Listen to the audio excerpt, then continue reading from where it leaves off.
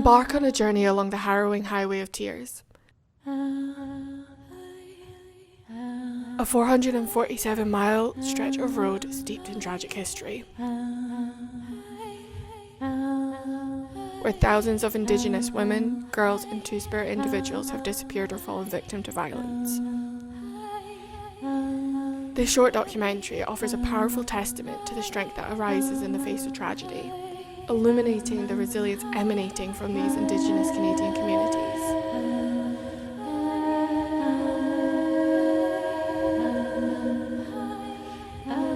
Through the beauty of the cascading mountains and trees, emerging from the forest, journeying down a long stretch of empty road, feeling totally isolated. The scale of the forest is only comparable to the road winding through it. We arrive at a billboard, the only thing for miles, suddenly understanding that haunting feeling. Past these twisting trees, arriving finally at a totem pole. Prominently looming over the road, a sign of poignant strength and resilience. The surroundings are submerged in the chants of marching, at first a few, then growing into a stampede of thousands. The strength of these communities echoing through the decades, all chanting in protest for their women who have been generationally wronged. I'm Ryan Brady, a Scottish film student and the director of this documentary.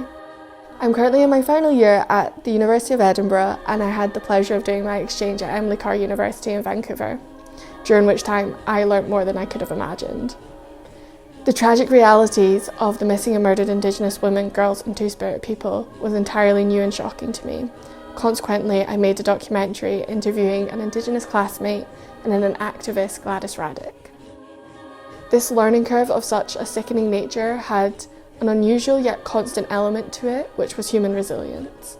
I was in awe of the strength and power of these Indigenous communities and how they managed to fight in the face of such horrific systematic racism. The Highway of Tears, a 447-mile long road between Prince George and Prince Rupert in British Columbia, Canada. The location of thousands of violent crimes against Indigenous women, girls and Two-Spirit people. Since 1992, on February 14th, thousands of people take to the streets of Vancouver every year to march in honour and protest for these women. This powerful display of resilience encapsulates the essence of these communities' strengths. During my interview of Gladys Raddick for my second documentary, she said something that profoundly impacted me. I was born into the struggle, so I struggled for my first breath. This heartbreaking statement struck me and is entirely the influence behind this documentary. I have been hugely inspired by Patricio Guzman's Nostalgia for the Light. This documentary is a deep and respectful view into the tragedies committed against the Chilean people. The honest and hopeful angle of this film influenced the outlook of my documentary. The Tree of Life's cinematography has inspired how I visualise the forest and the highway, balancing the beauty and the daunting endlessness. Getting across the magnitude of the situation and the sense of absence is valuable to my documentary and is something that these visuals have hugely inspired.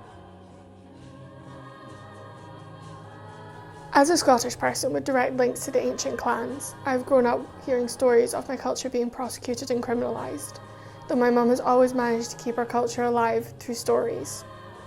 I can't begin to fathom the realities of living with systematic racism and the pain that these Indigenous communities must feel. Through this documentary, I aim to bring a level of awareness or understanding to a Scottish audience about these injustices for something I knew so little about, but affects so many lives.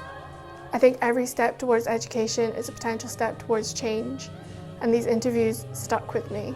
They forever changed my perspective on life and the abilities of people. While in Vancouver, I had the pleasure of going to a throat singing festival. Instantly mesmerised, I was taken with the hauntingly beautiful music. It was quite reminiscent of the Gaelic throat singing in the Scottish Islands. The music you're hearing now is an example of the type that I plan to use, combining it with the sounds from nature. From people in Vancouver, I would be looking for a producer, director of photography, sound recordist, and I would be interested in any Indigenous collaboration potentials. From people in Scotland, I would be looking for a further post-production crew, such as a colour grader, sound designer, and a distribution manager. If you would like to inquire about anything to do with this pitch or getting involved in this project, please contact me through this email, my Instagram. Thank you.